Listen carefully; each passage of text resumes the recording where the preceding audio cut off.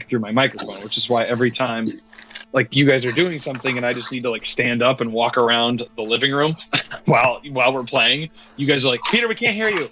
And I'm like, shit. Yeah, that's why I switched to you having phones at all times, because I can do all my shit. Keep playing D&D. And take a shit too if you needed to. So You could. I'm not encouraging that, but I'm also not condoning it. Well, I had coffee and rancheros in the last hour, so who knows what can happen. There you go. Okay, so let me quick refresh y'all on what happened, and I'll even kind of quick throw down the map here for everything that happened. So you guys were in the Burning Inn. You rushed in there. You needed to get Tea Kettle the hell out, and as you guys were kind of running around and everything like that in the inn, you guys were able to get in there, grab Tea Kettle. Unfortunately, it looked like he lost an arm. He got an arm cut off, so that'll be something that'll need to be getting taken care of. You also were able to go ahead and rescue Jack the Blacksmith, who seemed to be doing some sort of celebration with his grandpappy.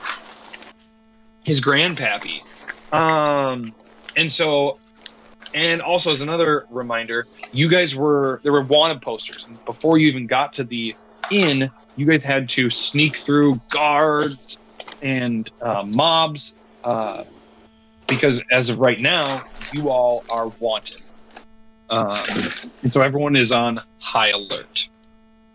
So where we kind of are going to be beginning, and I want to make sure there's anything else I am forgetting on here. And you also had an encounter with a succubus that seemed to kind of reveal some things about each of your characters. The succubus at least claimed was not necessarily an illusion or something that she made up, but was something that she like pulled from your subconscious, from each one of you. And one of them was Sliskin was a like power hungry mage. Returning. Xylophone was a depressed mage who became like an undead lich, and then we had Crave, who gave in to their animal instincts and was just a feral goblin. So anyway, so now you guys have, at this point, it is the nighttime, and it is nighttime, and Tea Kettle has been able to settle you, or has found a shack, or like an area in town that you are able to kind of like hunker down on, because from what you've just encountered, it is going to be miserably difficult if you wanted to get out of the city. But at the very least, you guys need to lay low in order for the heat to die down. So why don't we go ahead and pick up right there where we're at? Are you all... Yes, you should be all on this map. Do you all see your tokens? Yes. Yes. Okay, cool beans. And you should see a picture on there too. But right now, you're in this... You seem to be in like a poor area of the city, and you guys pass by some other abandoned houses. And Tea Kettle had mentioned, he was like, hey, this one seems like a good abandoned place. It seems like it's been abandoned for a little while. Let's kind of hunker down in here. It looks like it's a 2-story house. You guys are, and the windows seem to be boarded up. They're boarded up with just wood. Why don't all of you take a perception check for me real quick? 17. Tony, 17. Thomas, just for your perception, add 14. Thank you, bud. That is going to be a 21 then. And that's going to be a 26 for me. Okay, so Tony, the windows seem to be boarded up, so they look pretty strong to you. Thomas and Matt, that looks like it's pretty rotten old wood, and who knows how much like brunt force those windows could actually take if they if anyone tried to get into them. The door, however, does seem to be pretty sturdy, but the boarded up windows, not so much at all. When you enter into the room, into the house, you do see it's mostly an open concept. There is a staircase in the corner. There's like a fireplace. It has not been used in a very long time. There's a little bit of furniture. There does seem to be like a stove off in the corner. Again, doesn't look like it's been lit in a very long time. And when you all were outside, you did also see there were 2 windows up on the top floor. But right now, Tea Kettle is still bleeding out and will continue to bleed out if he is not given any medical attention. And all of you are still at your current HP. So I will stop talking and let you guys kind of role play and tell me what you want to do. Right away, I would like to go to Tea Kettle and get him to lay down and start patching him up with some risky surgery. Okay. This will be the very definition of risky surgery. So please tell me the actual damage that you do to him. So first I am going to deal 3 points of damage. 3 points is not enough to knock him unconscious. However, he is not looking good. Xylo, as when you had the knife open to go ahead and kind of like cut him open a little bit, he attempted to fight you, and he's no, I just need to be patched up, please don't do it. Don't worry. And he even tries to like swipe you with his like right arm. Kill him, Patty. But he misses completely because it's just a stump, and the stump ends like a couple inches before the elbow. So that's how much has been removed. And he does, Matt, can you roll a reflex for me? Natural 20. Okay. Blood does squirt from his like elbow, but you for some reason are able to kind of get out of the way, and nothing does get on you. Okay. So go ahead. Tell me what you do. So healing. I got a 24 for medicine, which with risky surgery is automatic critical. So I is with risky surgery, a success is treated as a critical success. So I'm gonna heal him for 21 points. Yeah, that's the caveat. You hurt him a little bit, and then you get a crit success almost automatically. But either way, I heal him for 21 points of HP. Okay, 21 points. And I stop any wounds from actively diseases and wounds. You do when you do a medicine check like that with risky surgery. Okay. Yes. Okay, so you are able to when you cut, you notice that where there was a lot of bone sticking out, and so you had to break even more of the bone off just to kind of like keep it like clean and everything, and that was where he almost passed out. And you bandage him up. He is done bleeding, but he does kind of start to just drift off good. A little bit, and we are getting into now where we're almost. And you give him a little kiss on the forehead, but he is drifting off pretty hardcore, and he starts to mutter. He's muttering "sun shriek," in his like daze and everything like that. And so what I wanted to do with this for y'all, you can still keep exploring the house, or if there's other things that you want to do, just let me know and I'll kind of tell you if you are able to or not. But the mechanic that you all are seeing right now, that like picture, this is how I'm going to deliver some backstory. But in order to deliver the backstory and kind of keep you immersed, you need to ask the right, and I'm using air quotes here, the right questions based on the image that you see. So if you ask me the right questions, Tea Kettle will reveal some story, if that makes sense. And Tommy Salami, let me throw in Discord the image that they are all seeing. Thank you. Just deleted them too. Gee, dang it. Everyone else, does that kind of make sense? Hold up. That laptop's been running way better, so I'm going to try booting it up and just getting in Roll20 as well. Okay. Thank you, Tony. I appreciate it. Yeah, continue for now, and I'm going to see. Last time I tried it ran like butts, but... So you're wanting us to ask questions based off the image we're seeing? Correct. And then based on whatever questions you ask, I will make you do a skill check. Who are we asking? Good question.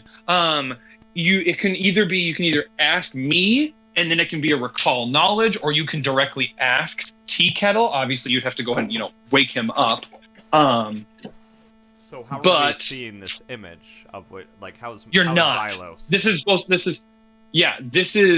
You're not seeing this image. This is the best way I can do this. Like, I know it doesn't seem natural, but based on the sentence I just told you, like the fact that he's saying Sunshriek, Sunshriek, Sunshriek, that's where I will let you guys kind of do some recall knowledge stuff. And then.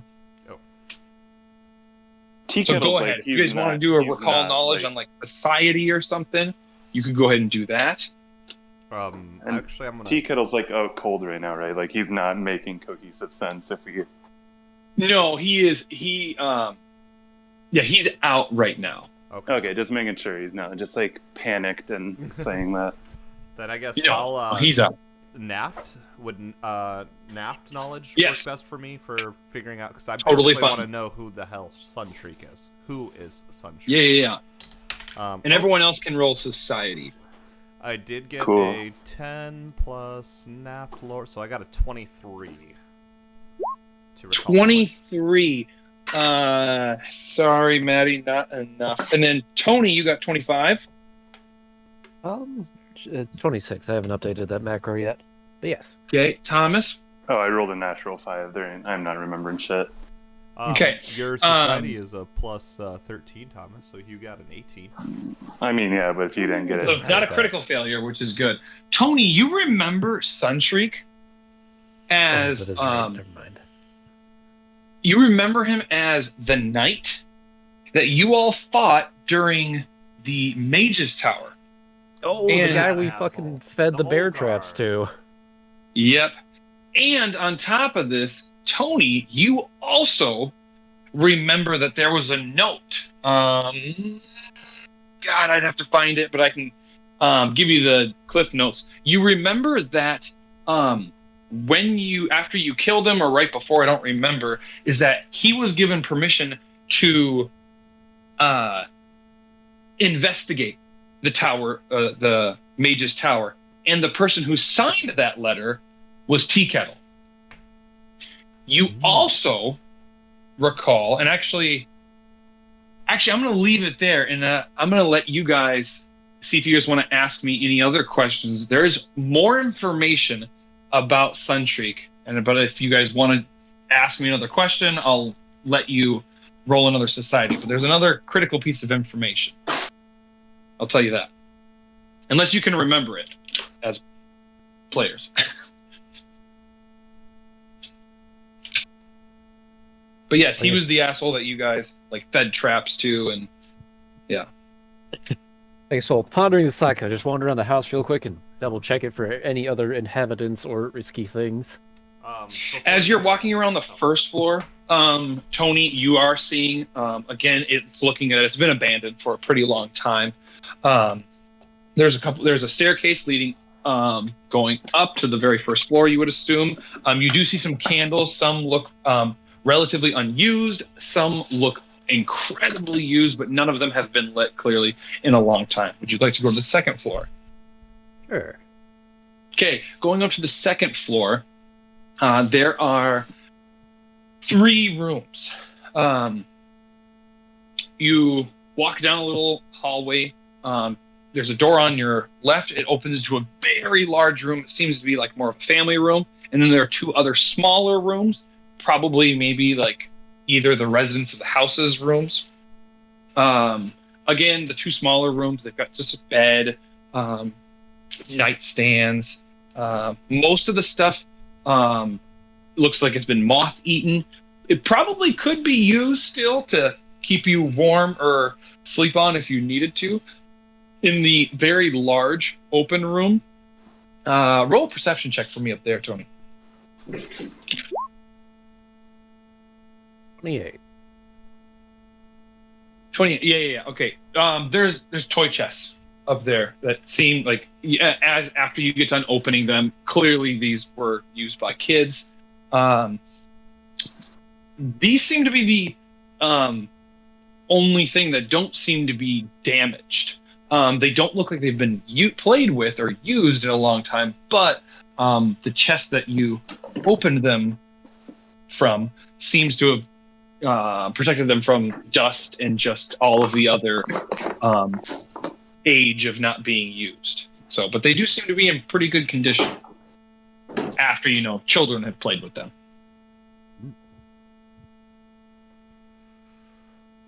What else would you guys like to do?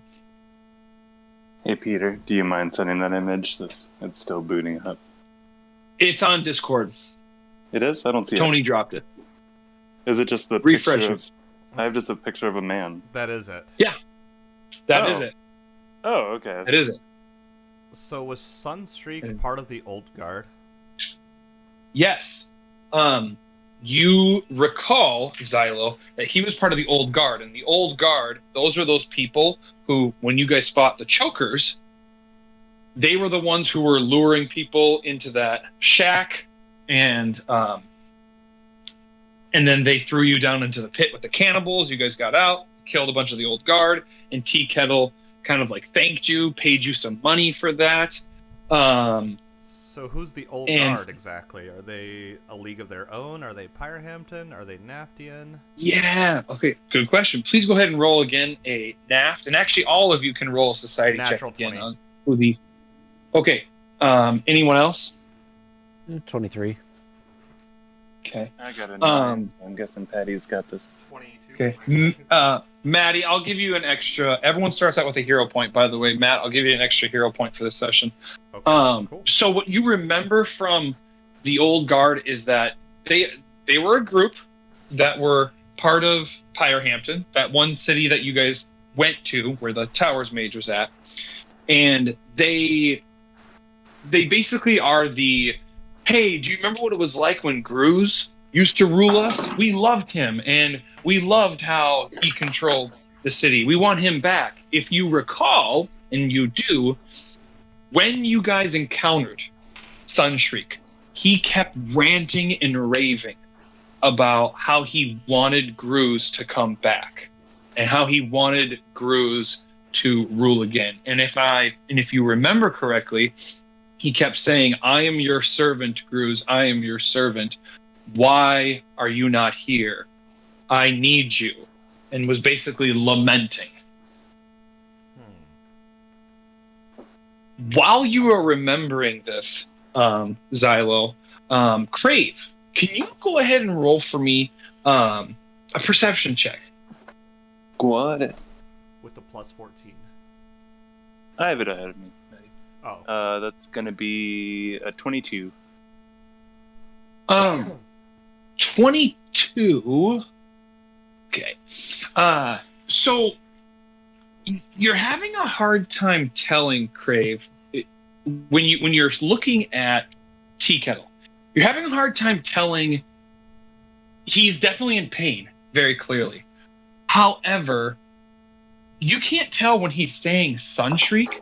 You can't tell if he is if that name is causing him to be pain, bringing back painful memories, or if it's or if that name is bringing him joy.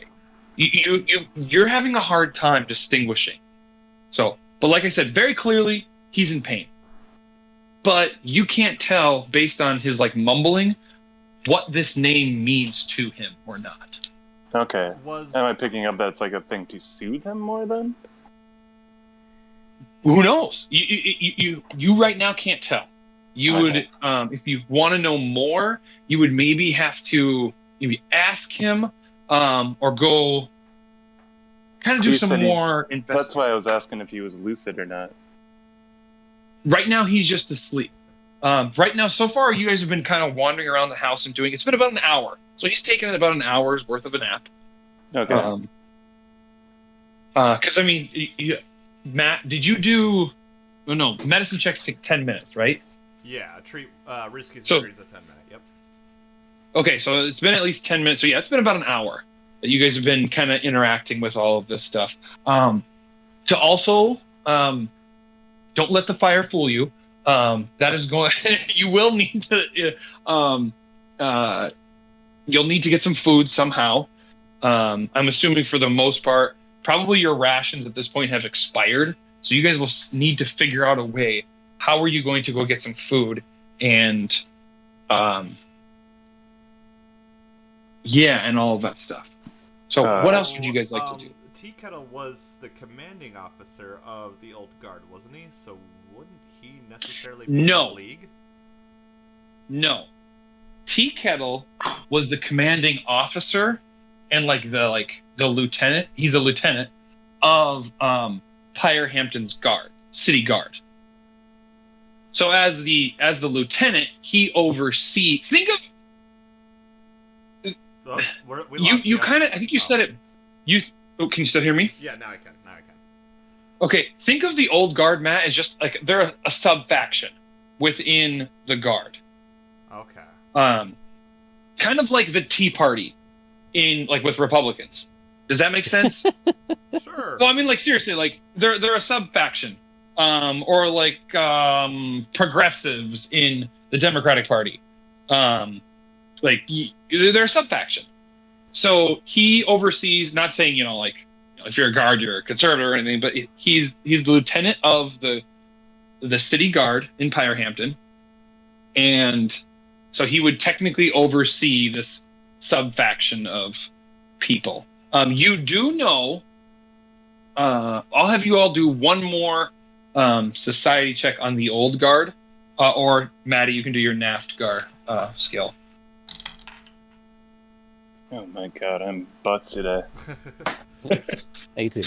12 plus a third, so 25 for that. That's gonna be a 16 Thomas? On me. 16. Okay, Thomas. I'm gonna go Thomas first. Thomas. You definitely remember when you were there. Thomas, you remember when you guys, when Xylo was like, we need to turn ourselves in, and he went to the barracks, turn himself in when he was at Pyrehampton. You recall that Xylo went right up to Tea Kettle. And you also recall that Tea Kettle was kind of a little apprehensive at first and was very accusatory of Xylo when he was turning himself in and said, hey, yeah, I was at the Towers Mage. But you do also recall that he helped you guys escape from the barracks. You recall that? Okay. Xylo. Yes. Shit, I had my thought. Damn it, I lost it. Shit. Oh, you got a 25, right? Yes, I got a 25. I had it. What was I gonna say? Dang it, it'll come back to me. I'm sorry, Matt. I'm so sorry. I blanked on it. So yeah. What if I think of it, Matt? I will immediately stop and tell you what I was thinking. But anyway, so here's one last thing. Matt, you do remember, and this wasn't what I was thinking, but here it is. You remember that Sunstreet killed someone and was bragging about killing someone very important to you all. Killing someone important to us? Yes, very important to you all. Who most of you haven't thought about in probably about a week. What? Holy Robro. Alexer? Oh, Steve. No, Robro. Steve, okay. Oh, Robro. I didn't hear that part. Wait, Robro? What's Robro? Like robot, but he's your bro? Oh, well, none of you know he's a robot. I guess he can also be a brobot. Except for Crave, but he hasn't told anyone that. But you remember that this was the guy who killed Steve. Right. Yep. Okay. I'm not gonna lie. This might be metagaming, but it. No, never mind. It's metagaming. Fuck. So Sunstreak kills. Tony, can I have you pop that the new image I just put on Roll20 onto Discord so Tommy Salami can see that? Okay. Here's the next thing that you guys are getting the feel. So basically, think of these images that I'm showing you as like feelings that your characters are getting that you should be like wanting to ask about or to learn more about. What is Tea Kettle's position on Grooves himself as a person? Yeah, that's a good question. Have you guys talked about that? I don't think you guys have talked to Tea Kettle about Grooves. You do know though that I mean, clearly Tea Kettle obviously help us to get to Queen Ambelina. Correct. So you could maybe make the assumption that he probably doesn't like Grooves, maybe, but I don't think you guys have ever directly asked him, or he's never directly said. You do recall, and I'll give you this one too, Xylo, that he was quite shocked when you gave him that huge dossier of all of that stuff on Grooves. Like, he was incredibly shocked. And he was taken aback. Right. So he was in cahoots, possibly, but was.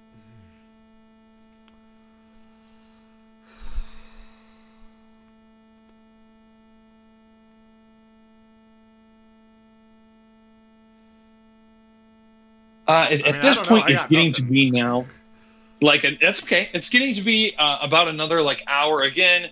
Tea Kettle's just been snoozing away and all this stuff. You guys are still at your current HP. No, I want. So it's been. Yeah. Go ahead. Sorry. Well, because I've been while we've been talking about this, I've been trying to also wanting to corral my friends close to me and spend my last 4th level spell for the end of the night. Okay. So go ahead. So you're bringing them physically together, Matt, and then you're going to do a emanation. Cast something on them. Yep. Guys, if you'd all like to come and join me and hold hands real fast, I'd like to patch us all up pretty good here. Hold on to your butts while you feel a sense of well-being course through your body. 8 + 7 + 3 + 7. Sorry, Sliskin. I just noticed you weren't on there, so I was like, oh, I want to make sure you're there. Everybody got 25 HP back. Hey, thank you for getting Crave. Yep. Real quick here, Peter. Yeah. Am I launching Road to Naft? Yes. No, not okay, Road to Naft. No. Infinity. Infinity, okay.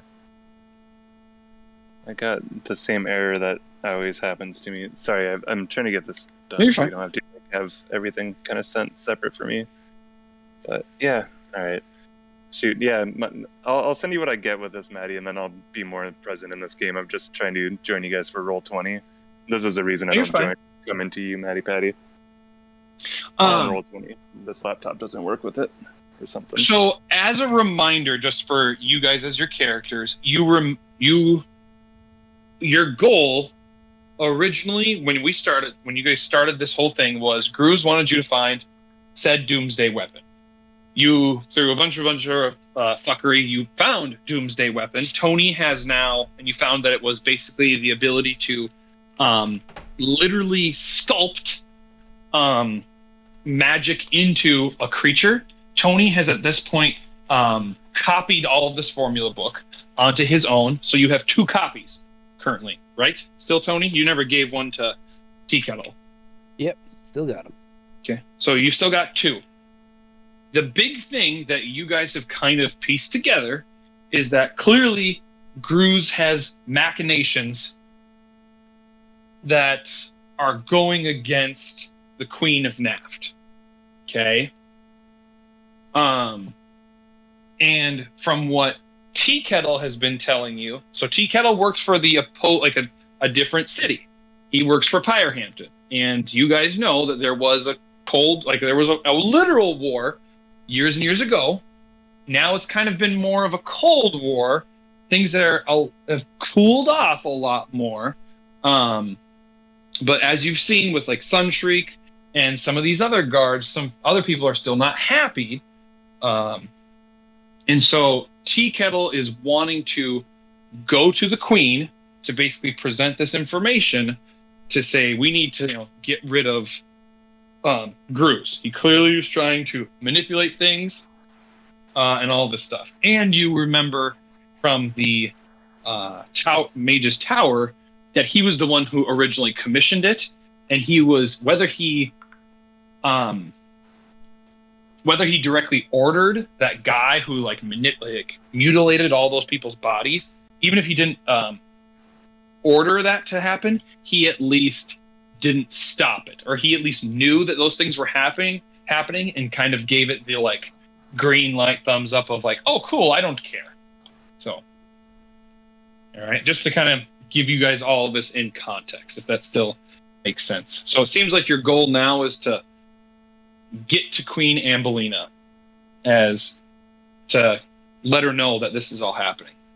Even though right now, ironically, you are currently all wanted by her city guard.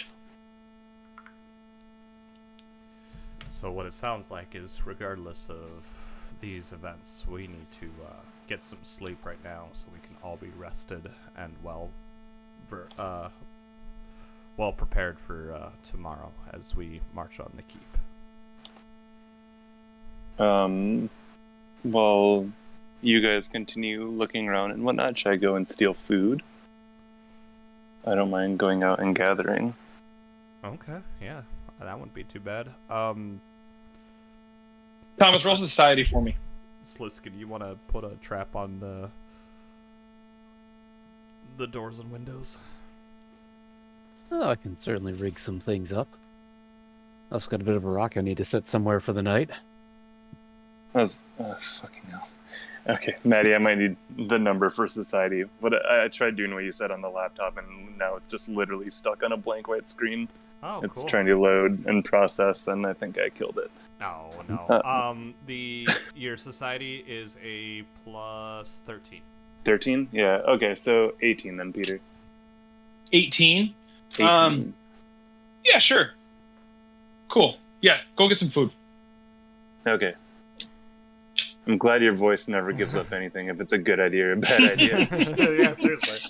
Well, the thing is that you're supposed to roll those things. I'm supposed to roll those things and not reveal to you what you get. But yeah. So yeah, do it. Yeah, I'm fine. You do you, boo. So before you go out, go ahead. Sorry. Invisibility. You're invisible for 10 minutes. Cool. Okay, Thomas, you have a 10-minute window here. What are we doing? Oh, what do I see when I exit the building? You exit the building. It is pretty dark out right now.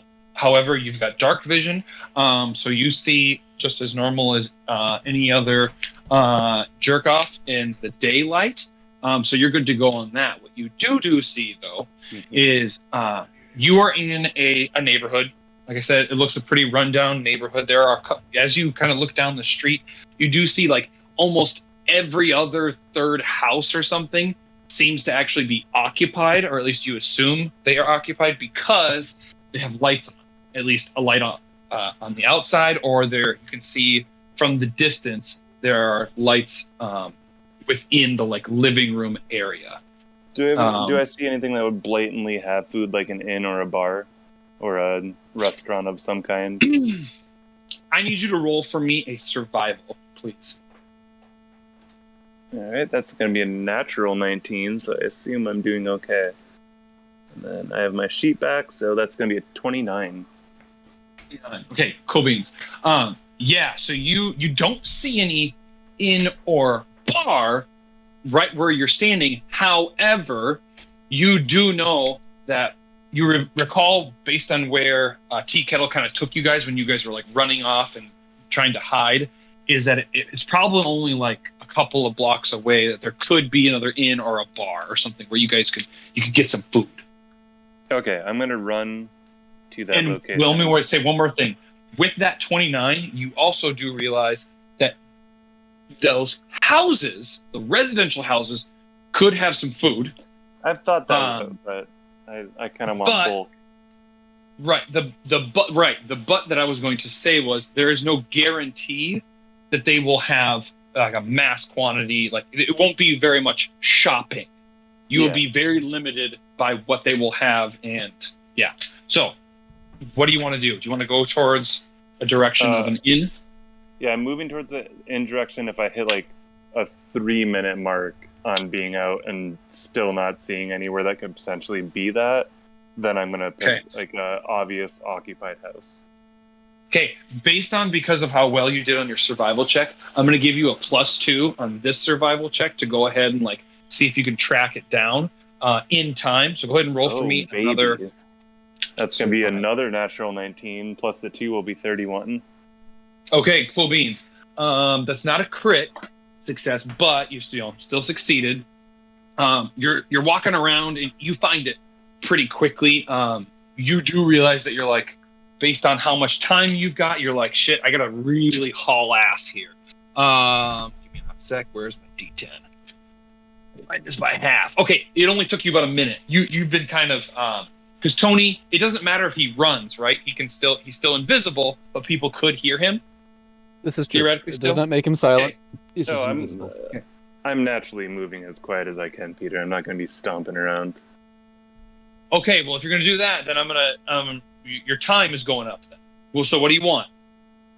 It would go to 2 minutes, basically. Oh, that's you okay that's with fine. that? Where am I at total? Okay. 2 minutes total? Your 2 minutes have been wasted, so you've got 8 minutes. I was originally going to just completely stealth this, so the invisible thing, I'm taking it as a perk. Okay, got it. All right, so you got 8 minutes left on it. You find an inn in front of you. You are about, I would say, about 30 feet in front of it. It does seem to be pretty hopping right now. Lights on. You do hear that there is someone making some music in there. The doors, it's a double door. One is open. You're able to see inside there. There's a big, nice hearth in there. And you kind of hear someone shouting some orders and saying, and just asking questions like that. So can I see if there is a back entrance? Yeah. So you walk around the back, and again, you are passing by some people. Are you again trying to be a little stealthier on this? I'm completely invisible, so I'm not trying to make noise. If there's a bustle, I doubt they'd pick up my shoe steps. But okay, can you roll a stealth check then for me? Yeah, either way. That's gonna be 28. Okay, yeah, you're fine. Like you're no one's seeing you, and you're even still you're just being extra careful. Okay, you're able to get to the back. Do you guys see an entrance? Yes, there is a back door. It looks like there's a couple of garbage cans in the back. One of the garbage lids is flung open, and there is just kind of flies around there. It doesn't look like it's been there long, but it looks like it's just regular things, like maybe some paper towels, and just other like food trash or something like that in there. So okay, I'm gonna try and slip into the entrance of the back and hope that I am in the kitchen. You try the back door. It is completely unlocked. You open in, and you first enter into, Thomas, a storage area. The storage area you're seeing, there is some food in there. There's also some like utensils, plates, cups, and all of that stuff. If you want to know anything specific, what kind of food? I will need first survival check. It's gonna be 21. Okay, 21. You're popping some, and then are you doing this stealthily too? Correct. Okay, I need you to roll me a stealth check then too. Hold on. That's gonna be a natural 20. Okay, nat 20. Okay, so you're popping these things open. You're finding first like some bread. You've got some like cooking utensils and all this stuff. It seems to be this is the dried goods area. If you want to get into anything that needs to be like kept cold, it's probably your best bet. It's going to be in another room, and there's going to be like a cellar or something like that. Which, So as you're looking, so like by dry food, you mean like breads and like is there any fruits or veggies? I'm not trying to get these guys a buffet. I'm just trying to get our bellies full. So yeah. You're seeing mostly breads, and then there seem to be some nuts. Okay, I'll throw those on my person. Can I peek around? Like, is there kitchen access from where I'm at? So I'm assuming you're peeking. So I'm going to let you keep that stealth that you did. You said that was a nat 20, right? Am I still invisible? Oh yeah, you're still invisible. You've got.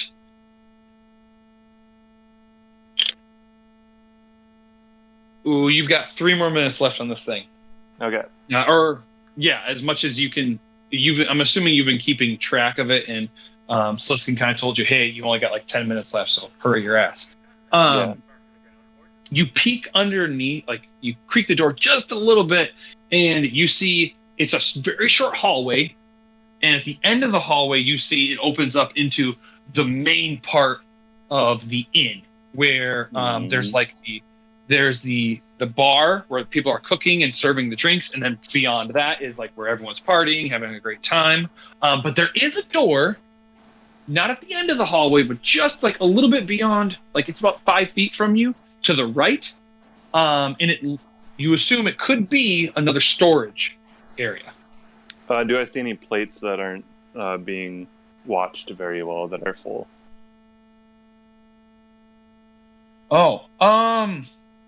Yeah, actually, there seems to be at the bar. There seems to be about 3 to 4 plates, kind of in like the back of house where they've been cooked and prepared, and a server is waiting to be bring them out to the customers. Okay, I'm gonna beeline for those with my last 3 minutes. Remain moving stealthy, and then I'll get there if I need to do this. I'm gonna beeline for them right now.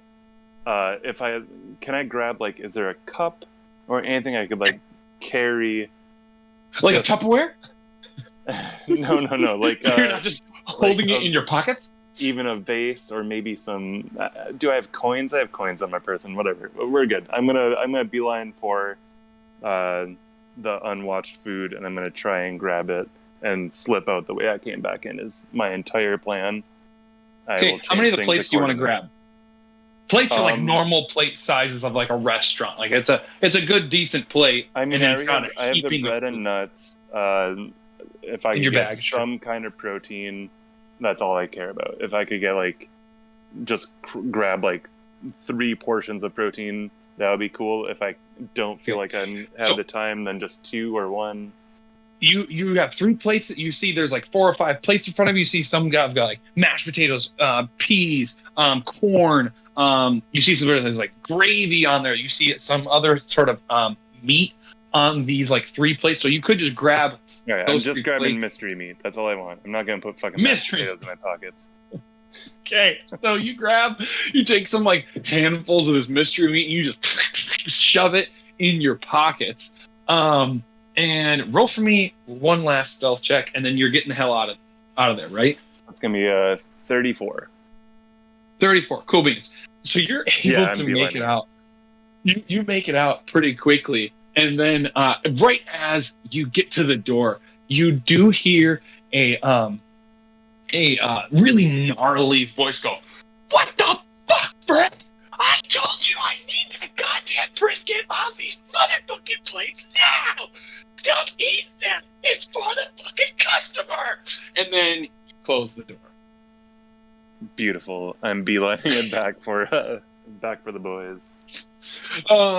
The spell does run out about halfway to back to you get to the inn or whatever, or not the inn, sorry, the house that you guys have been kind of shacked up in. But you were only gone, it looks like, probably for only a good 15, maybe 20 minutes tops, because you kind of you encounter a couple other people, but it's only 2 or 3 on the street, and then you kind of get into the house. I'm gonna pee, y'all, but what else do we want to go ahead and do? I have some more questions, but I'll wait. Go ahead, I'm ready. What happened to King Alex? I'm ready.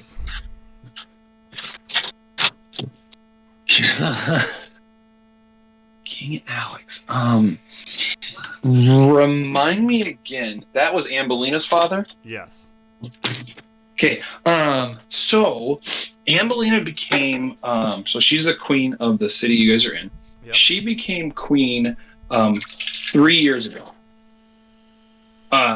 You guys don't know how King Alex died. But what is very clear, and actually for the most part, the general public doesn't even know how he died. From what the general public does know is that he just died, and it's kind of maybe assumed he died maybe some disease or an infection from a war wound or something. But no one knows. But what is clear though, and you will know this with your napkin lore, and all of you do know, is Gruz ruled in that other city, the one with the tower mages. He ruled in that city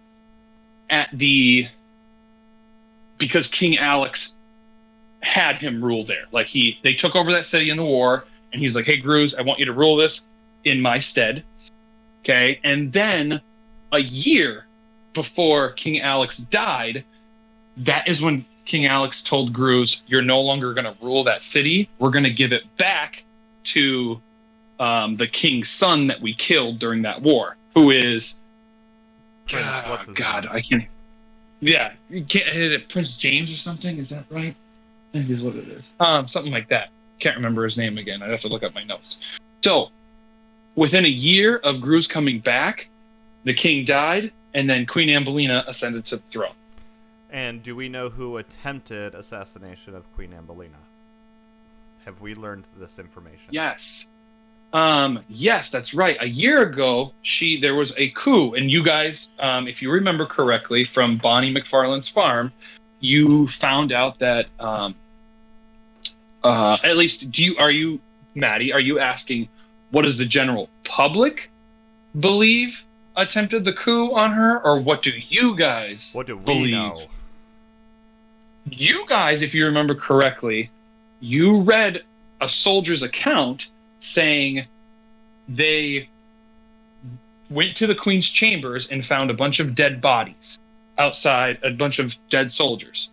And then the soldier recalls getting into the queen's chambers and seeing that there's also a bunch of dead bodies, and the only ones that were alive were the queen and Gruz.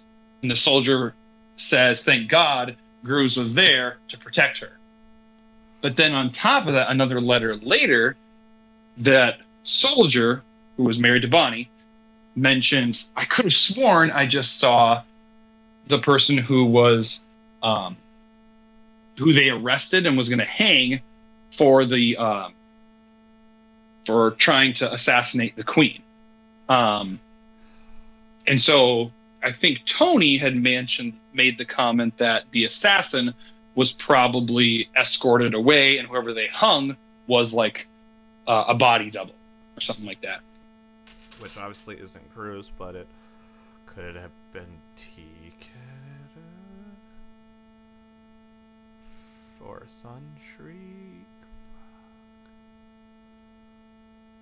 Oh, we're getting double-crossed. The general public does know that believes that Gruz stopped the assassination.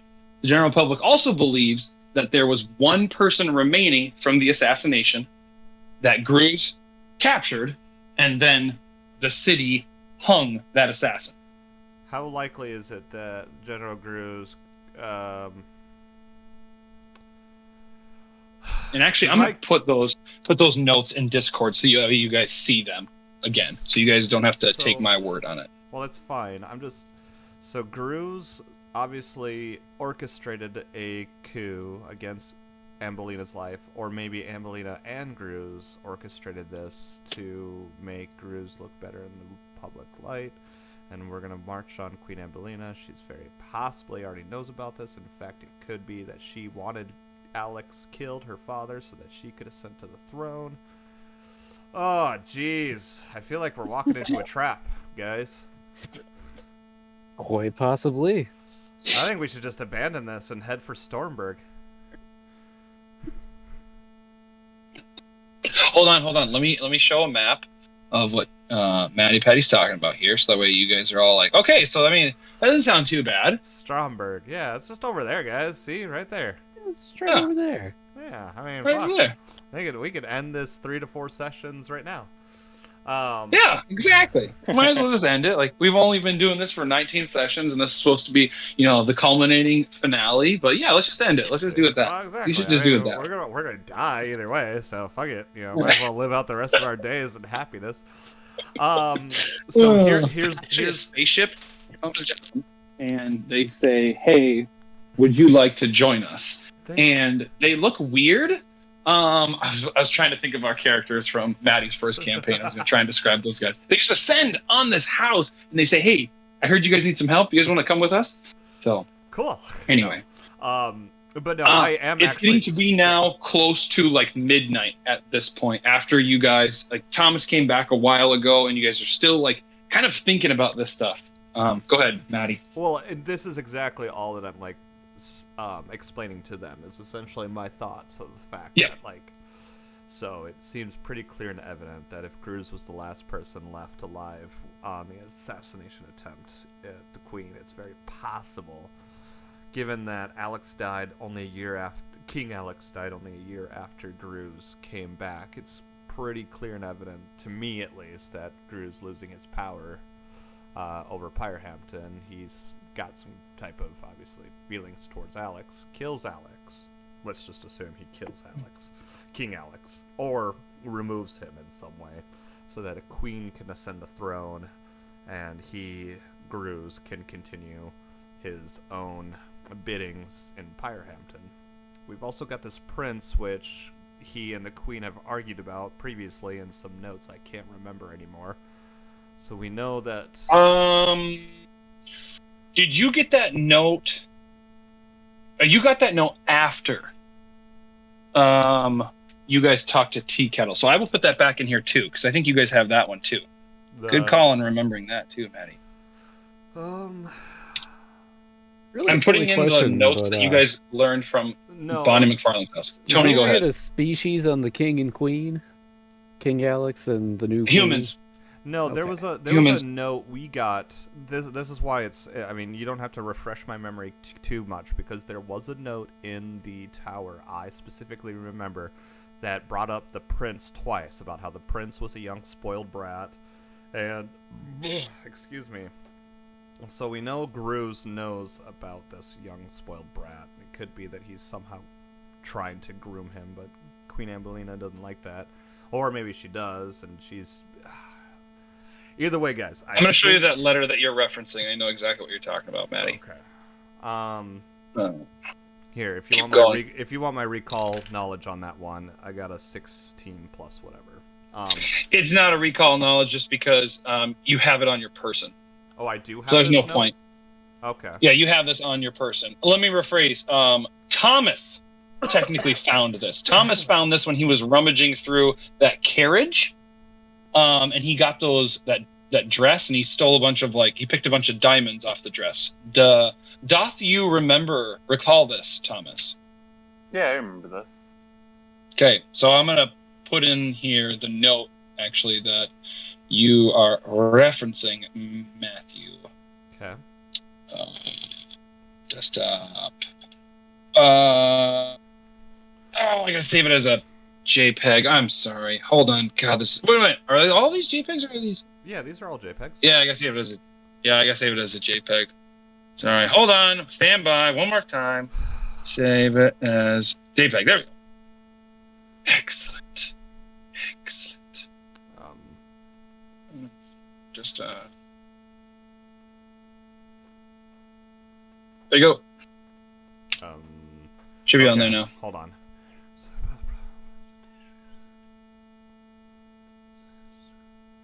So that, and the king died when? Didn't he die in like year 32 or 33? Something like that. It was 32, 31. So I'm not gonna lie, I don't remember, and I have to look at everything. That's fine. And I really don't want to do that. So, suffice it to say, guys, I think there's a very high chance that the queen is already in cohorts with General Gruz as well, and everything we're marching in with could very well be used against us. So, I still intend to stick by it. I still would like to do everything in my power to see Gruz's reign dismantled or destroyed. But if you wish to turn away now, I would not blame you. But I think we're walking into a trap. Well, we'll just have to make our trap better. Then, if you two want to sleep, I'll take first watch. Okay, I was just going to ask that. Oh, before we go to bed, how big is the space around the front door? It's a normal door. Normal size of a door. What do you... I need to put this boulder somewhere, so it's going to sit there for the night. Oh, I see. How do we describe the boulder again, Tony? We've done this so many times, I feel like. A big-ass boulder that is 20 cubed feet big. How big is that? I'm not really sure. We figured this out. We said it's going to be, if it's 20 cubed, that's the surface. That's not the surface area. That's the volume, right? Yeah. So volume, we said, is length times width times height. Correct. So we would do... Yeah, that sounds fine. Yeah. Okay, so it could be a 5x2x2, basically. So yeah, it can fit in front of the door. Yeah. All right. We'll just leave it there for now. Yeah. Okay. The main floor, Tony, is a completely open concept. There's no walls or anything. I mean, like, there's exterior walls, no interior walls. Oh, God. Other than that, let's stick some alarm traps around the other windows. How are the roofs supported? And what are you putting on the windows? Alarm traps. Got it. There's only 2 windows on the main floor. Are you putting 2 alarms on the second floor also? Just put a concertina trip mine on the stairs. We should be fine. That works too. That was a little joke for Thomas, if he's even here with us still. Thomas? I'm here. Okay, perfect. Okay. Yes. So, Matty Patty, you've got first watch? Yeah, I'll take first watch while they sleep. AFK a second.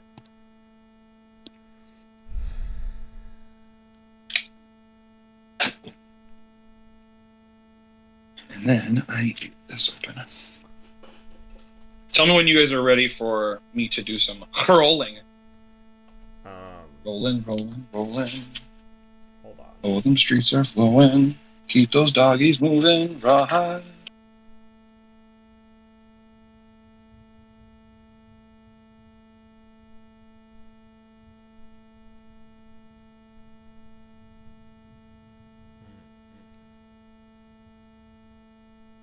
Sorry, honey.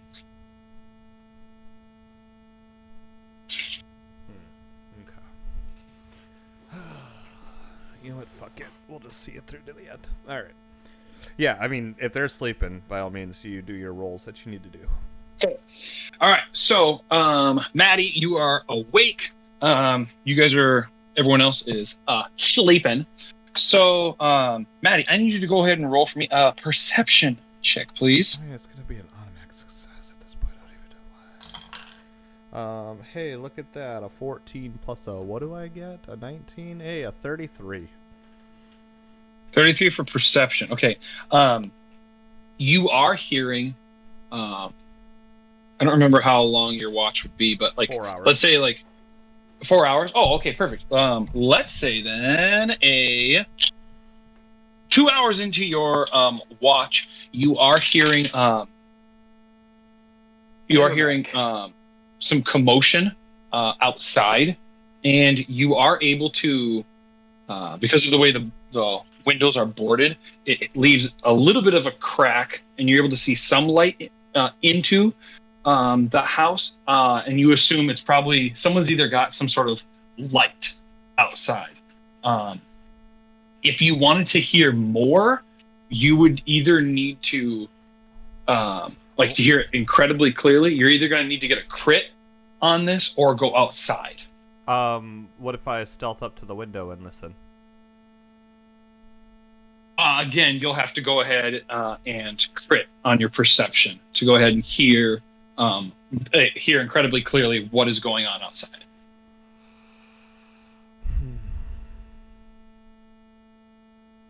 I mean, a crit is probably... You do have 2 hero points, so... I mean, if a 31 wasn't already a crit, that means probably a 35. And again, I won't tell you what the DC is. I know you won't. But go ahead. I'm guessing the DC. It's called a game of chance. I mean, a perception of plus 19 means that I'm probably good at going to be able to hear this. You know what? I will give it a shot. I will try to hone in and Atreya, please let me hear more properly so I don't have to risk my life for this. Fuck yeah. 18 plus a 19 is a 37. 37. Thank you, Tony. This is a Okay. 37. You hear pretty clearly. Matt, even through the walls, and you can't tell the distance, but it's pretty far off, and you're able to kind of push your ear right up against there, and you're hearing someone saying, they're talking to someone else, and they're saying, please, make sure you're staying indoors, and let us know if you've seen them. Please. Okay? Be safe. It could be dangerous. But let us know if you see anything. Find any guard, and they will help you. Come to your aid. Scream if you have to, but let us know if you see anything. And then the other voice. Oh, of course. We will do whatever the guards need. Of course. But of course we haven't seen anything. No problem. Don't worry about it. Just let us know. And then you do hear the door shut. So you can probably assume that whoever the 2 people that were talking were near a house. Right. Though it is the house. If you are the front door is facing the alley. You heard this voice, Maddie, to your left, to the houses to the left of you. You can't tell again how far. You'd have to go out and go see. But you do hear, and this is where your perception check will end, that the footsteps are coming towards your direction. My friends are all asleep still, correct? Correct. And did you guys light a fire? No. I Okay. purposely did not light a fire. Okay. So, as long as... Is anybody snoring in this house? Or making any noise while they're sleeping? Crave, I need you to go ahead and tell me. Does Crave snore? Me? Yeah, you. Does Crave snore when they sleep? Are they a snore? If you're asking Crave, no. Okay. But I'm also usually asleep when I would be. Does Crave snore when they sleep? No, I might make out a little grunt or chirp every now and again. Okay. Thomas, I'm gonna. Okay. Maddie. Thomas, I need you to go ahead and roll for me just a D20, flat D20. The numbers. Don't tell me the numbers yet. The numbers are. I'm gonna make it a 10% chance. It's either a 9 or a 14. What'd you roll? I rolled a 7. Okay, you're good then. You had a 10% chance that you went while the guards were walking by. It went up. Okay. And Matt, the guards kind of continue to just walk on by, and then their footsteps kind of recede. Okay. Okay. All right. Okay. Otherwise, the rest of the other couple hours kind of go by. Nothing happens, and then I'll let you tell me who's waking up next. I'm gonna shake Sliskin awake. I'm awake. Alrighty. There were some guards earlier, but they seem to have skipped over this house. So, if you hear me snoring, wake me up. If the guards come back around. Alrighty. We must be perfectly quiet. And good night.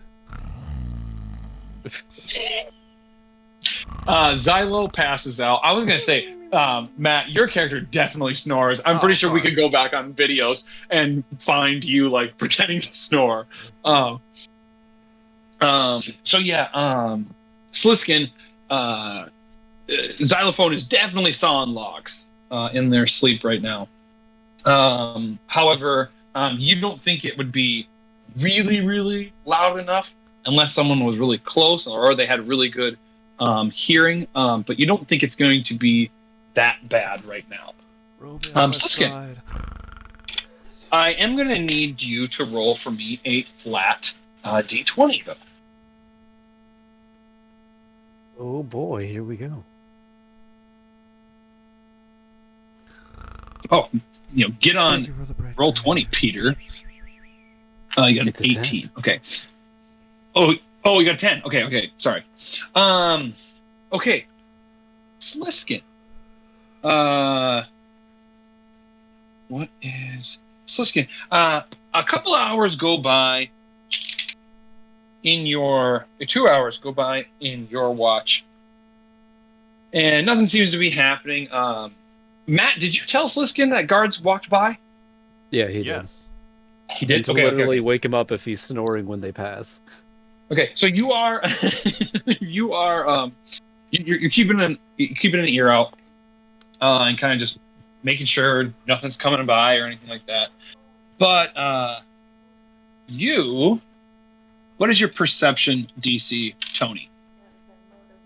I'm gonna cheat a little. It's 12, or sorry, 22. 22. Okay. Mm-hmm. You do hear someone making some noises. I need you to roll for me a perception check, though, to determine where are you hearing said, and I shouldn't say person, creature or NPC. 27. 27. They do seem to be in the you're going to assume the house to your right.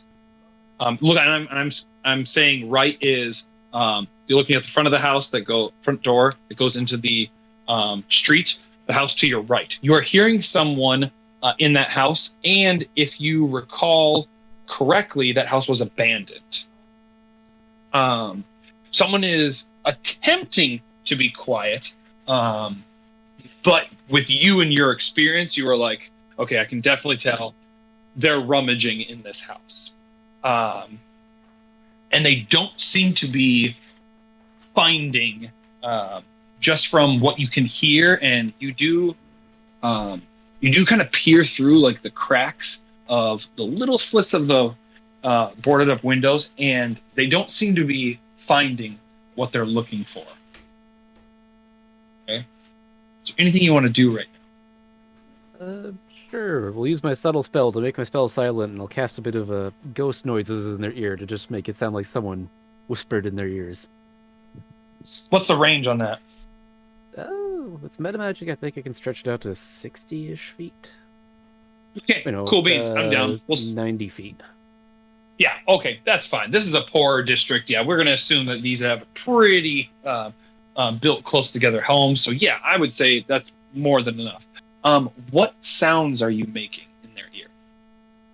It's not really anything intelligible. It'll sound kind of like a human making a noise, but it won't sound like any distinct words. Okay. You do see this person in there all of a sudden kind of like get startled, and if they could make images above their head, they would have an exclamation point and a dialogue bubble right over their head at this point, with a question mark. And the person kind of, and you get a better look. Wait, Sliskin, do they have? Are you dim light or dark vision? Dark vision. Dark vision? Okay. Yes. This person is very clearly dressed up as they're trying to burgle the house. They're dressed in mostly black, and you see their eyes for the most part. They're looking for things, and they kind of dart out of the house. And then as you're listening some more, you don't hear anything anymore. I'd say for about a good 30 minutes, you're not really hearing anything. And then your watch kind of goes on a little bit more, and again, you're not really hearing anything else from that house or anything. Is there anything else you wanted to do before your watch closes in the 2 hours? No, it should be good. Okay, cool. Then go ahead and wake your last party member, please. Oh boy, it's time for Goblin Watch. Gob Watch. So, Crave, you wake up, I'm assuming? If he did it correctly. Okay. I just wanted to make sure you're not being cheeky or anything like that and being like, no, it's his time. His turn to do the watch. I've already done that move. Unless Mr. Teakettle. You just get him on it. I assumed you guys were going to keep Teakettle out of this watch order unless you guys wanted to. Nope, let him sleep. Or what? Oh, sorry. Yeah, I assume we're letting him sleep. Okay. All right. So, Sliskin, I'm assuming you're going to bed then. Crave, please roll for me just a flat D20. Okay. Got a 7. 7. Tuesday. Okay. Again, Sliskin, on a Tuesday. 2 hours go by. I swear to God, I'm rolling a D4 on this, guys, and I just keep getting the 2. 2 hours again go by. And I'm sorry, Crave, what is your perception DC? It's your perception 14. bonus plus 10. Oh, so 24? Yeah. Okay, got it. Here we go. Okay. You hear this. Someone is clearly on the second floor of the house that you guys are currently in. And then, Sliskin, did you tell Crave anything about what you heard or saw in your watch? I'm afraid I'll escape my memory. Okay. So, Crave, you're hearing someone on the second floor. Specifically, you go ahead and roll for me a knowledge, like a stealth check, but a knowledge of where they're breaking in. So what would I be rolling for that then? Add a stealth. It's like a how 35. good are you at being a thief? 35. Okay, yeah. They're clearly popping the window and getting through a window up on the second floor. And just as, go ahead. We have traps and whatnot. Did anyone tell Crave that there are traps? I assume so. I figured he was just I think we were still it. awake, right? Yeah. Okay, so what are the traps again? Please remind Crave. Just a number of alarm traps around the doors and windows. Okay, so if I know someone's entering... Did you put alarm traps on the second floor, though? I thought Maddie told you just put something on the stairs. I guess... Right. Yeah, the second floor one was just the stairs. So what's on the stairs? Just another alarm trap. Another alarm trap. Okay, got it. Okay, so, Crave, that is what you hear. Someone has popped the window, and it is open, and they are clearly walking in through it now. Go. Cool. Sorry. I'm going to crawl over to Xylo and slap him on the shoulder, but tell him to shush, and just point above, hinting that someone's coming in through the window. I'm going to just nod my head silently, okay. And then I'm going to slither on over to Sliskin and do the same. Mm-hmm. I'm going to backhand Teakettle as loud as I can. Get him up. No, I'm just kidding. I'll let him sleep because he doesn't matter at all. Is he moving like well yet? Or is he still pretty like? He's at this point now. He is done mumbling. He won't be a help though, if anything, if we need him at all. Oh, yeah, I mean that's up to you. I'm just waking up the two boys. I don't care about tea kettle. Okay, all right, no worries then. Can I at least have everyone roll initiative for me?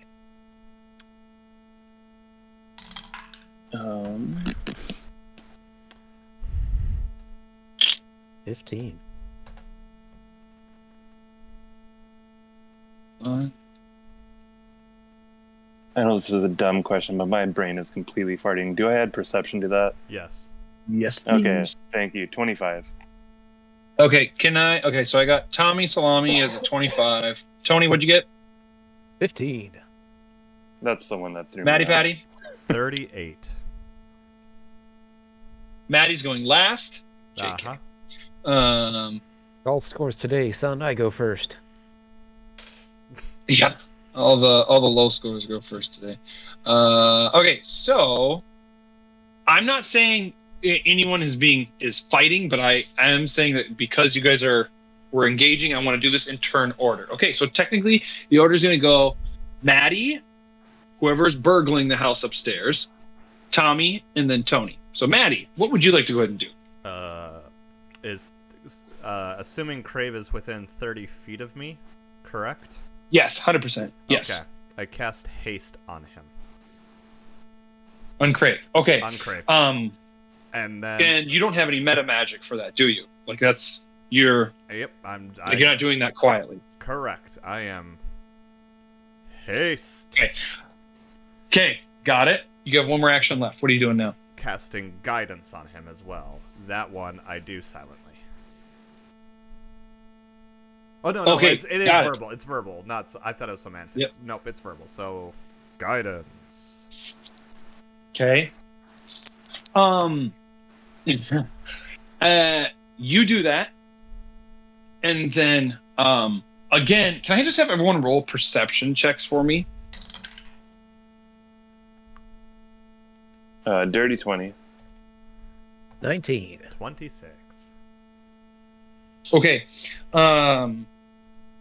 This person is technically still hidden from you guys because you don't see them.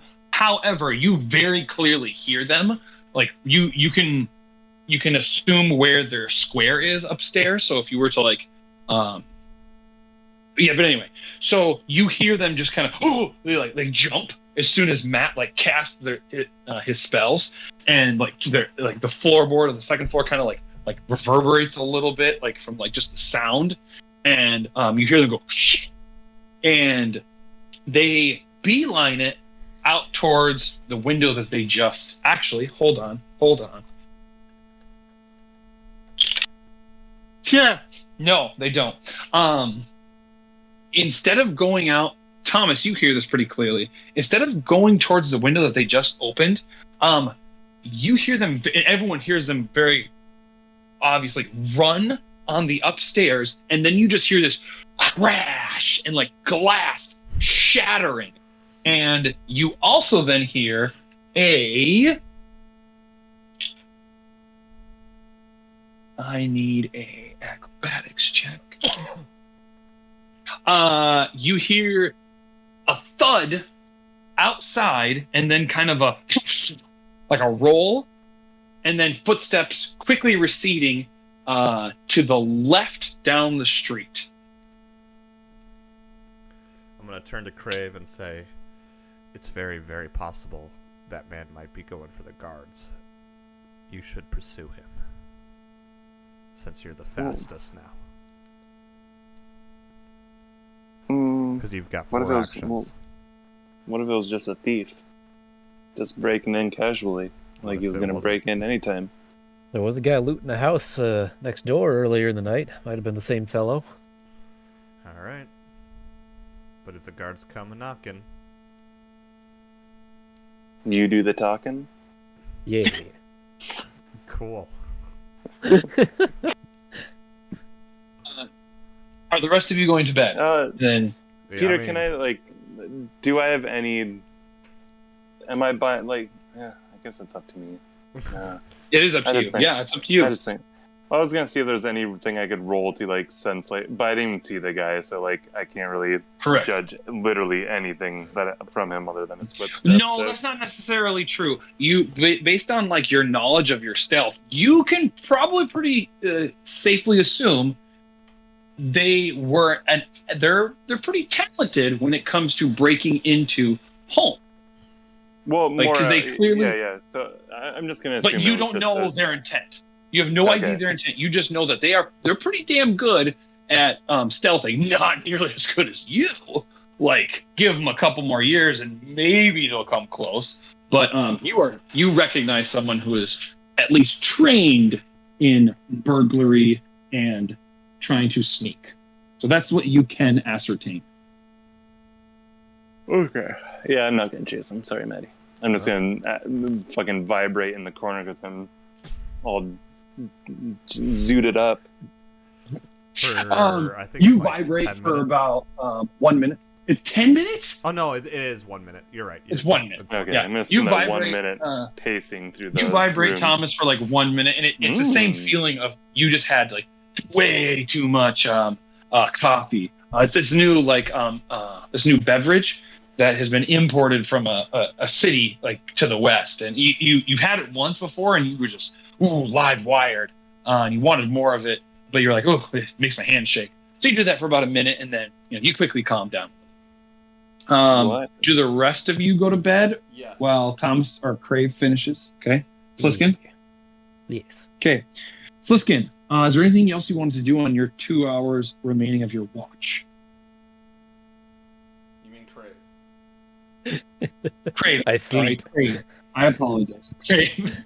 Oh, is there anything else you want to do on the rest of your watch? I want to look out the window and just contemplate, think. That's it.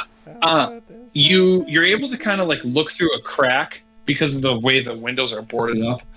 You are able to kind of see where the creature hit the ground outside. You do see some like impressions of their like tumble and all this stuff. But once it hits onto like the paved or the road, you kind of lose track pretty quickly. But that's kind of all you see.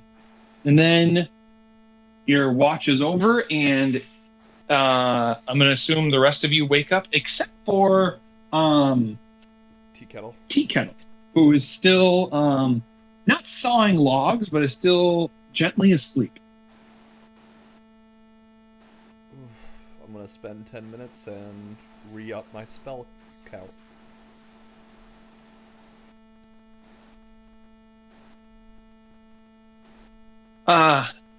While you guys are kind of doing that, what are you rolling for, Matty Patty? Or was that a while ago? Roll.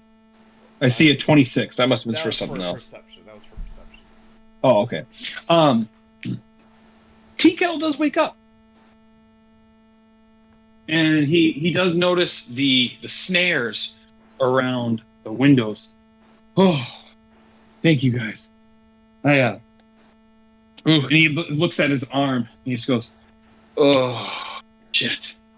Oh, that was clearly not a dream. Thank you for whoever patched me up. And thank you for keeping an eye on the house. Oof, that could have ended really poorly if we weren't careful. How'd everyone do last night?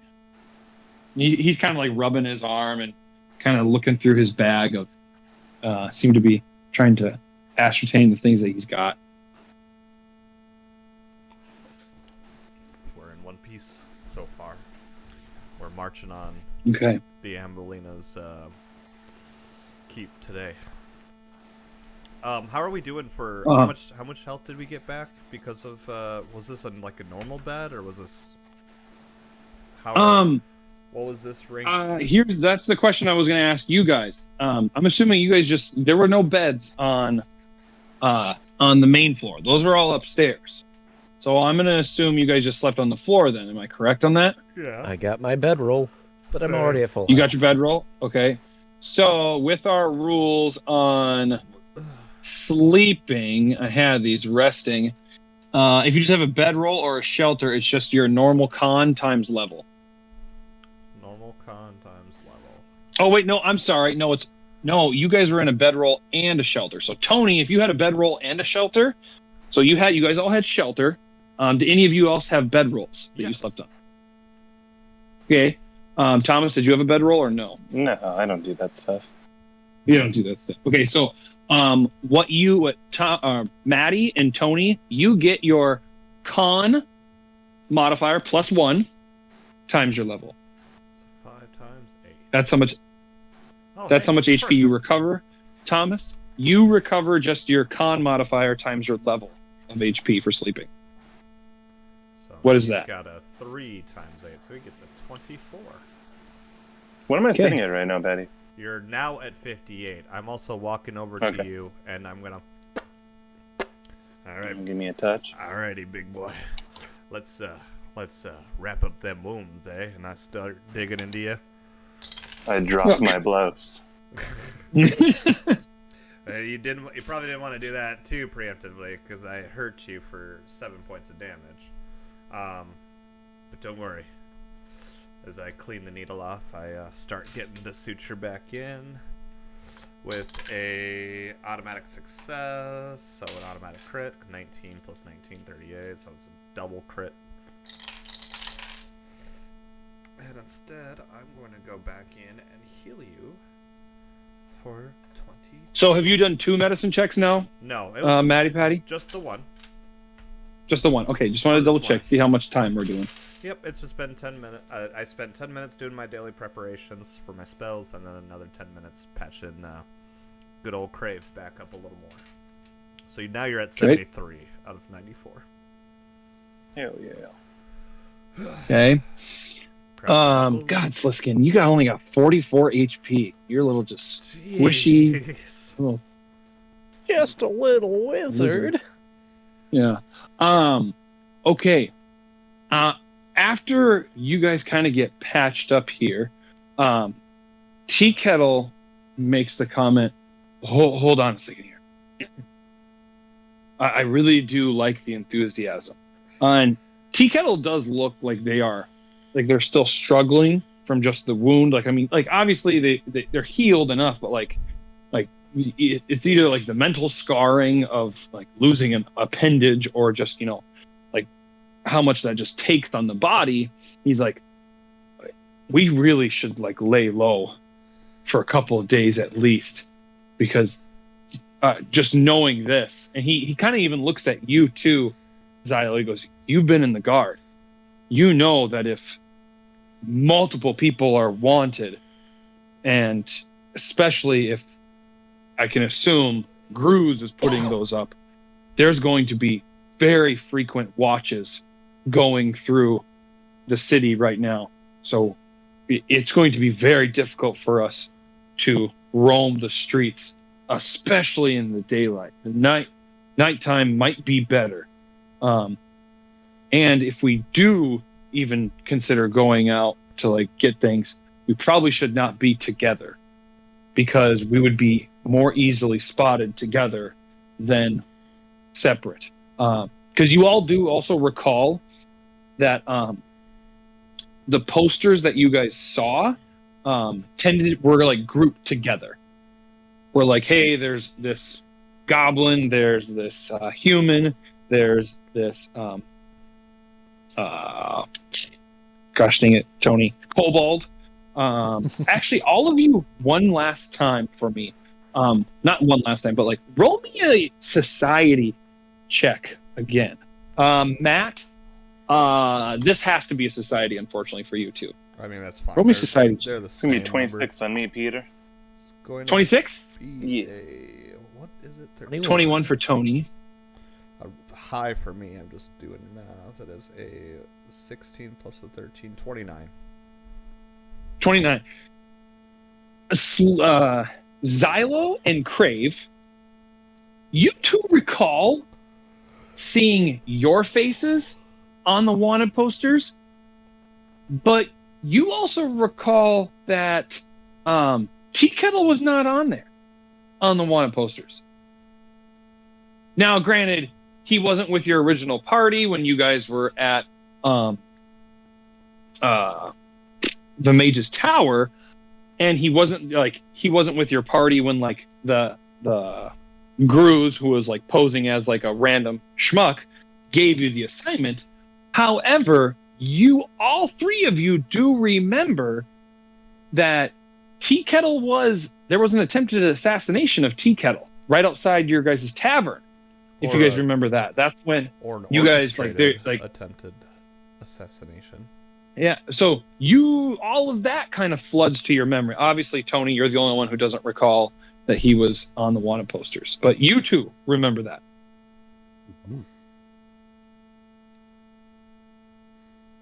You are still getting this urge to.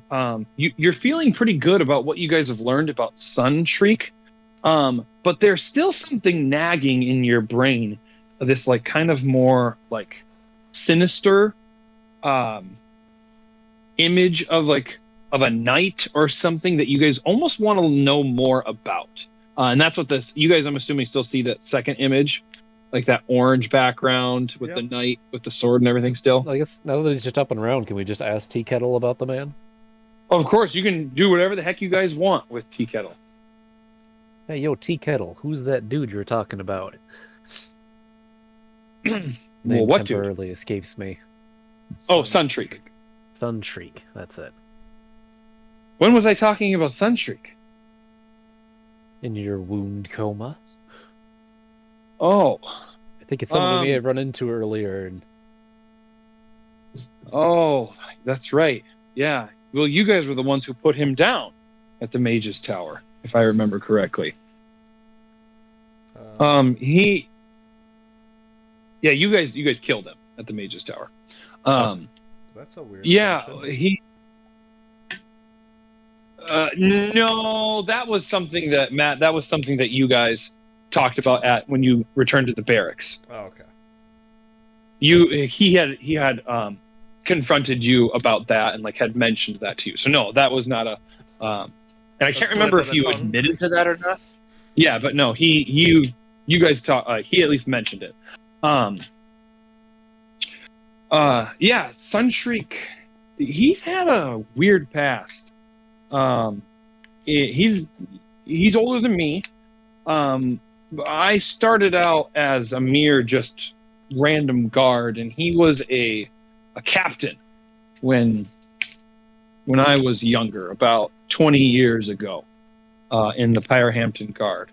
And he's had kind of just a checkered past, doing some weird things. You can, Crave, I'll let you kind of do this again, because you've been the one who was kind of noticing his facial tics. Roll for me a perception check on his face. Whoa, my dice just ran away from me. Hold up. Oh, man. What do I add to it? Perception, 14.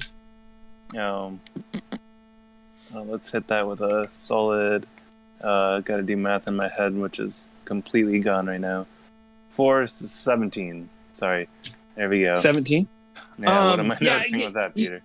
You can't really read his face on when he talks about this. I will give the rest of you, the other two of you, to go ahead and perception checks. What's his face like? What's his face giving away? Yeah. Tony, we got a 28, and then Xylo 29. No, I had a 38. That 29 was from 38. His facial tics are giving away that there is like some like some like uncomfortable things. That's his like. His face is kind of scrunched up. But like he looks uncomfortable, not in pain, uncomfortable, but like emotionally uncomfortable when he mentions that. There's been some. When he mentions the sketchy things about like he's got that when he said Sunshriek has like a weird checkered past. Explain this past for me, please, while we have this time to chat. And it is actually still raining outside. Just want to let you guys all know that. So while you hear the Skyrim music in the background, it's always raining in this town apparently. Well, like, I mean, there was when I was younger and new. I mean, we all looked up to Sunshriek. I mean, he was awesome. He was great guard, strong. Like no one wanted to mess with this guy. But I mean, he got into an incident where he probably shouldn't have done it. But I mean, everyone did. You shouldn't have done it. But like, you get this Xylo, how like sometimes you just don't get paid a lot as a guard, and so like you fudge the truth a little bit on taxes. You know what I mean, right? No, I don't. Like he went up to a citizen and said he was pretending to be a tax collecting guard, and said that the citizen needed to pay a merchant tax for buying goods from this merchant. And this is getting a little specific. He turns to you, Craven, goes, it's a common thing that guards do, is that like you just make up a tax, and like it's not ethical, it's not okay, but like some guards do it. And he told this peasant to pay up the tax, and another, I'm assuming it was a family member of this peasant, didn't like it, and the family member like pushed Sunstreak and like got like physical with the guy, but he was like unarmed, and he like pushed Sunstreak, and he kind of like stops talking right there, and it seems to be like mulling memories over in his brain.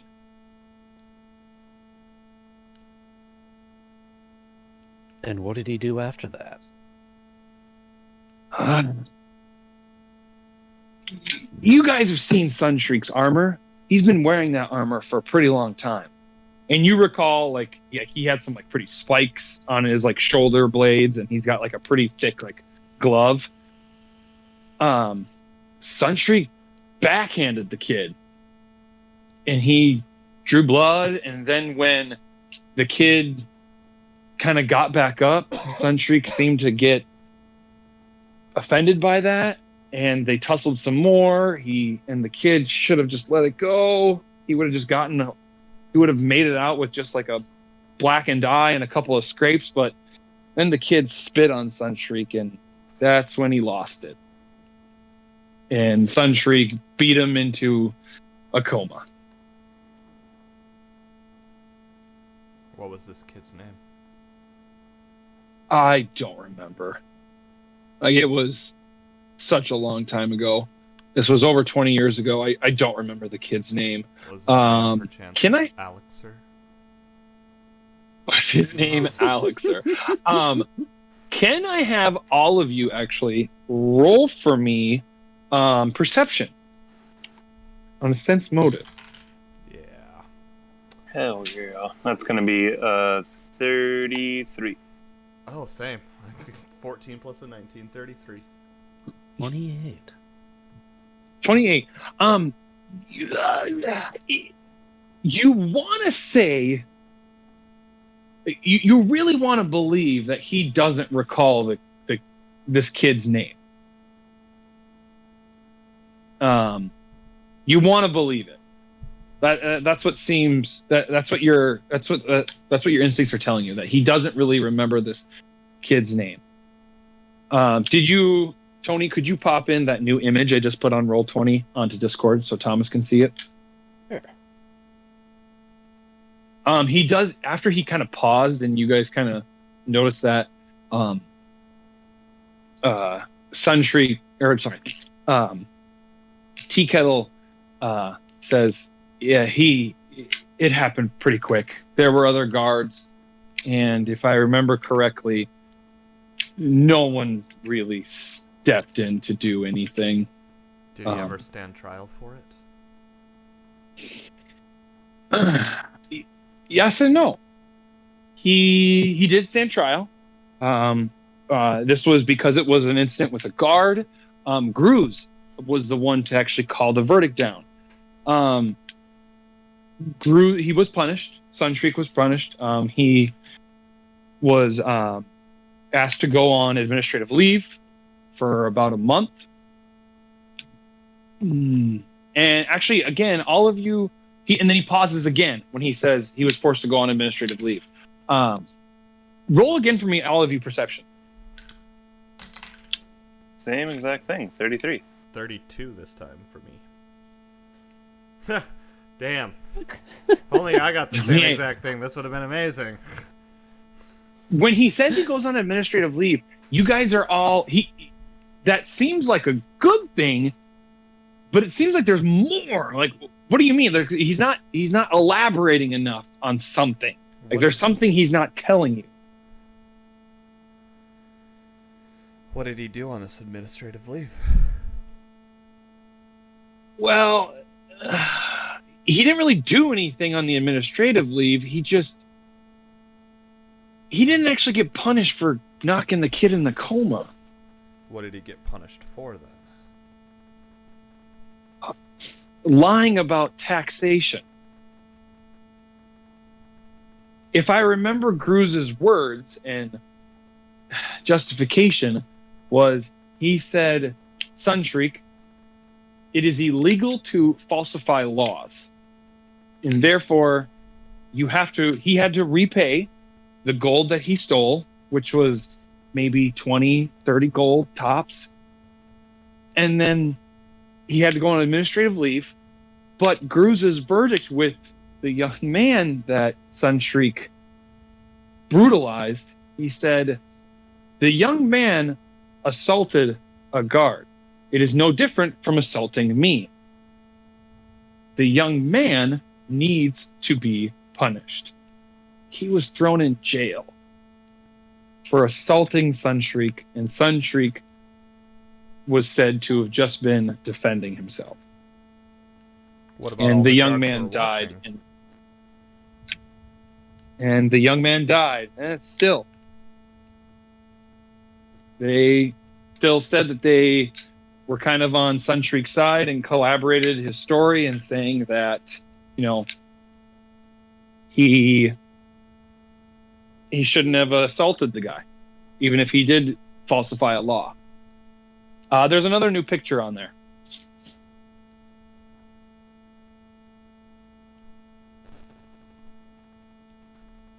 And the story's been kind of going on for a while. He's been telling this. It's been taking a couple hours. And he said Sunshriek eventually came back from administrative leave.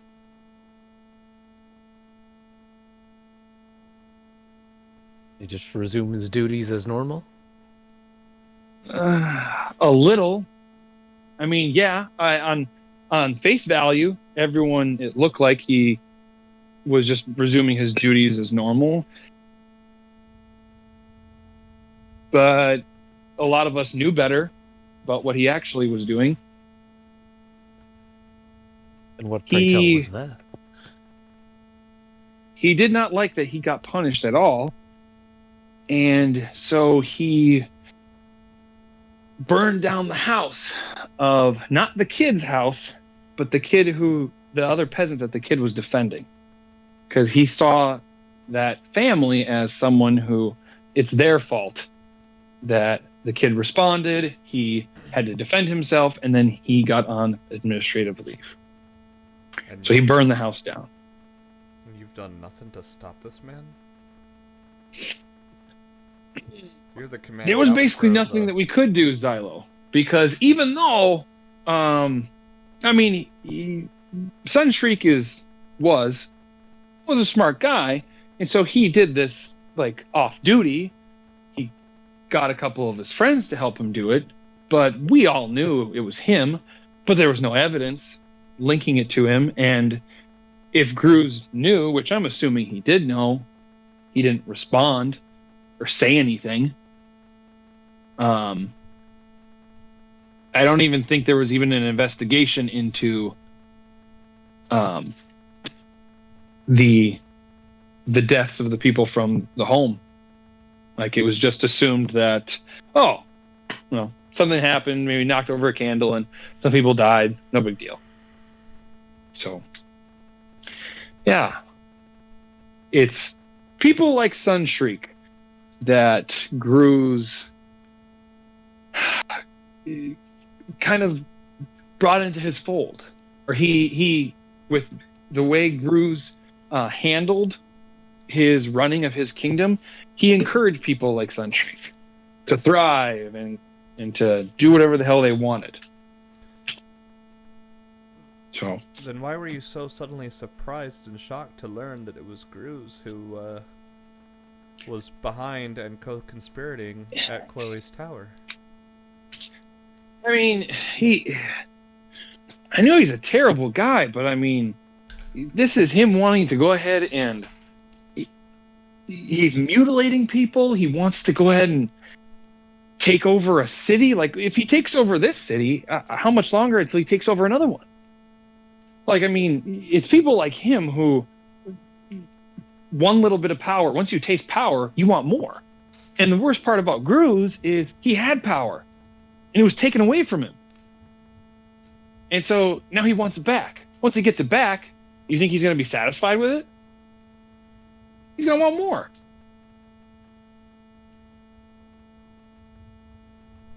At this point, Tea Kettle seems pretty like just worn down and beaten from this. Like, this is a emotional baggage and all this stuff. So he's kind of just slumping down.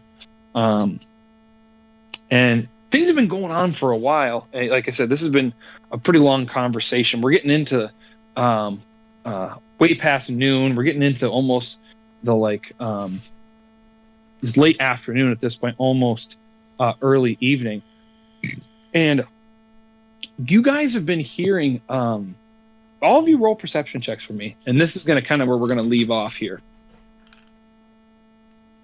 Butters. Gonna leave on a 19, huh? If it makes you feel any better, I only got a 31, so... Oh, so did Tony. Perfect. Hey. You all are kind of hearing, there,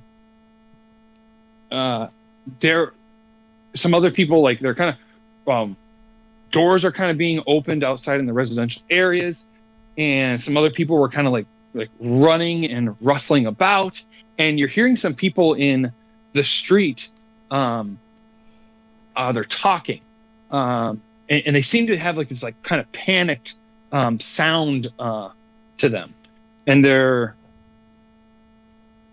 kind of like they're not really whispering, but they're not talking loud enough for you to vividly or clearly hear what they're saying. Again, you guys are still in the house. You are hearing them. They're about to like a couple of houses to the left of your house. Sliskin, you want to get rid of that boulder? I guess they're going door to door checking stuff. No, you're not hearing anyone going door to door. They're just in like they seem to be. These voices seem to have like just kind of gathered in the center of the street. You're not hearing any doors opening or anything. I'm sorry. Let me rephrase. You're hearing people come out of homes and kind of like hearing them like talking to neighbors is what it seems. Is what it sounds like. Sliskin, you want to get rid of that boulder real fast? Shrink the boulder. Okay, so you shrink the boulder. I throw on Maddie? my hat of illusionment. Oh my god, I forgot you guys have that stupid thing still. You got the hats. Okay.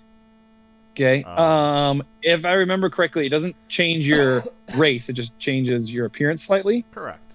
You can change your race, you just can't change like your general size too far. Okay, got it. But it So you doesn't can't like become, change like, your a noise fairy. that you make. Perfect. I'm going to change Okay. it to an elf. No one ever Okay. expects the elves. I'm gonna be a What are you doing, Maddie? bustly woman.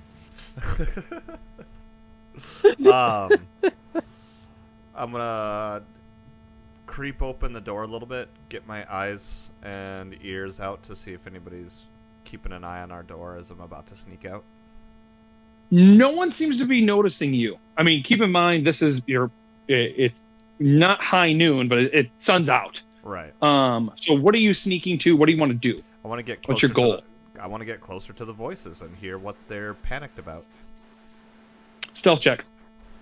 Man, something I haven't done in a while, or if ever. Fuck. 26. Okay, you're able to kind of stealth towards a couple of houses closer to the voices. You're hearing tail ends of conversations, but what you are picking up is, after the inburg, yeah. And did you hear? Oh, I heard it. Yeah, they took out the bridge. They just bombed it. That was this morning. Yeah, just everywhere. There was at least 5 people killed. Oh yeah, but then, did you hear? Oh, I heard. Yeah, those other residential areas, they attacked at least 3 homes. Yeah, pulled some of the families out in the middle of the night, murdered them. Yeah, so a bridge was taken out. They're murdering other family. Yeah, these people are crazy. What the hell's going on with these people? And now the residents are kind of just more and more gabbing and kind of speculating on what are the guards going to be doing next? How are they responding to this? Are they even safe? They're worried. Damn. Killing people in the name of us. This has got to stop now. I'm going to head back to home or to base, I guess, of operations and report my findings. Okay. That's where we're going to end it for today. So, and then I'll let you guys talk something next time we play. 3 or 4 more. Maybe 2 more tops, but when do you guys? Because we didn't even. I hope you guys enjoyed. We didn't do any combat today, which is pretty is weird for us. But we did a lot of story, a lot of role playing. So I hope you guys enjoyed this one. The next one will be mostly a traditional, more dungeon crawly map. But I was going to ask is, when do you guys want to play again next? Can we play in another week? That's up to Tommy. Can we figure that out come the weekend? Because Maddie and I have our album release on Thursday, and then after that, I feel like my brain is gonna reassemble itself. I've just been nonstop balls to the walls for the last 2 weeks. So at the moment, I want to be I'm gonna need some time to rest. But after Thursday, I might be in a much better headspace for being able to do D&D and stuff. Okay. And then I'll Ryan's let you guys know soon too. Right. Yeah, he's going to be in town, I believe. The 21st through the 27th. Is that what it is? Okay. Yes. There it is. I was going to say that weekend I can't play anyway because I'm going to be camping with the Tartaglias. So that weekend, the 23rd through the 25th, I can't play anyway. So if we play this coming weekend, great. Then we could finish it the last weekend of September. So, are you still good doing weekdays right now, Peter? Or are you wanting weekends again? Oh no, it needs to be weekends. I can't do weekdays. Okay. No. Yeah. I'm supposed to talk to Kazama tomorrow about a new schedule, and I'm going to aim to only work Saturday mornings. So then, okay. Yeah, from then I would be done at 3 p.m. And I'm hoping it works out. You never know. But would that be your only weekend shift? Yes, I would have Sunday off too. Okay, cool. Yeah, but Saturday nights would not be me being a corpse while we're playing. Well, sometimes that was fun. Yeah. Sometimes that was fun. So okay. Well, let me know, Thomas, if you do end up if this weekend works, and then let us know what time that works, because then maybe we can start around 8:30 or 9 instead of a little hour or so earlier. So yeah. All right. Yeah, I'll let you know what I say, Pete.